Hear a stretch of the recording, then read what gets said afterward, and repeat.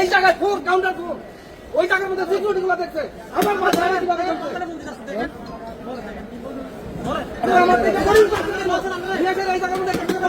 সব ঠিক আছে এখানে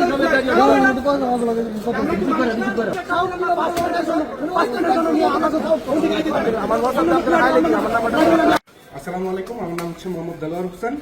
আমি যখন টিকিট বুকিং দিতে যাই তখন আমাকে বোর্ডিং পাস দেওয়া হয়েছে। বোর্ডিং পাস দেওয়ার পরে যখন আমার বুকিং এর মধ্যে যতটুকু মাল ছিল 30 কেজি বরাবর, তারপরে উনি আমার একটা বুকিং টিকিট দেয়। দেওয়ার পর কাউন্টার সম্ভবত লাস্ট একটা ম্যাডাম ছিল আর একটা লোক ছিল, উনি চাচ্ছিল আমার থেকে 3500 টাকা। চাওয়ার পর আমি দেই নাই। তারপরে এই দুটা টিকিট আমি নিজের ইচ্ছাকৃতভাবে চেঞ্জ করে আনি, তারপরে আমার বুকিং টিকিটটা ছিঁড়ে ফেলে দেয়। তারপরে ওনারা আমাকে বলছে যে আমার টিকিটটা নাকি চেঞ্জ, ওনার হাত থেকে ওনারা নিজে চেঞ্জ করা হয়েছে।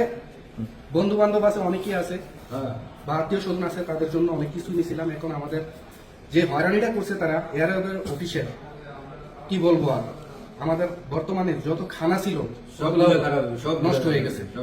আপনার বাড়ি যাওয়ার মতো কোনো টাকা আছে? কোনো এখন আমার বর্তমানে 70-80 টাকার মতো আছে। এখন এয়ারওয়ের অফিস হেরাও গ্রহণ করবে না, এতটুকু বলে দিচ্ছি। একটা টিকিট দিয়ে আপনার কোম্পানি টিকিট সম্পর্কে কি বলছিল? আপনার রিটার্ন করবে বলছিল যে টাকার কথা? না, কোনো কিছু বলে নাই। হ্যাঁ, কোম্পানি তো টাকা দিবে না বলছিল, এটা আপনি নিজে। আমার কোম্পানি যদি লেট হয় তাহলে টাকা দিবেন। হ্যাঁ, আপনার কোম্পানি মানে কোন? আপনি তো নিজে টিকিট দিয়ে আসছিলেন না? আমার কোম্পানির নাম হচ্ছে আদিব, আমার নিজস্ব টিকিটের আশা। জি, এ হচ্ছে আমার পাসপোর্ট আর আমার কোম্পানির নাম। আপনি তো নিজে টাকা দিয়ে টিকিট কাটিয়ে আসছিলেন, যাওয়ার পরে কোম্পানি বলছিল কোম্পানি টাকাটা ব্যাক করবে। ব্যাক করবে, কিন্তু এখন আর করবে না। নির্দিষ্ট টাইমের সময় গেলে দিবে, নির্দিষ্ট। হ্যাঁ, তাহলে দিবে না। আপনার কি সমস্যা? আপনার কাছে টাকা আছে বাড়ি যাওয়ার মতো? বাড়ি যাওয়ার মতো টাকা কই থেকে আসবে? আপনি কি খাওয়া দাওয়া কিছু নিয়ে আসছেন? খাওয়া দাওয়া অনেকগুলা বন্ধু বান্ধবরা বলছে ভাই আউলের দোকানের মিষ্টি লইছি, ইলিশ মাছ ফ্রাই করে লইছি, তারপরে যে হাঁসের মাংস একদম শুকনা গুনা করে লইছি, এগুলো সব খারাপ হইবে। এখন এই খাবারগুলো এখন নষ্ট হইতেছে না। আসলে আমরা হয় সবাই বলে অর্ডার করে ভাই এটা আইনেন এটা আইনেন, নয়তো আমার নেওয়ার কোনো শখ নাই।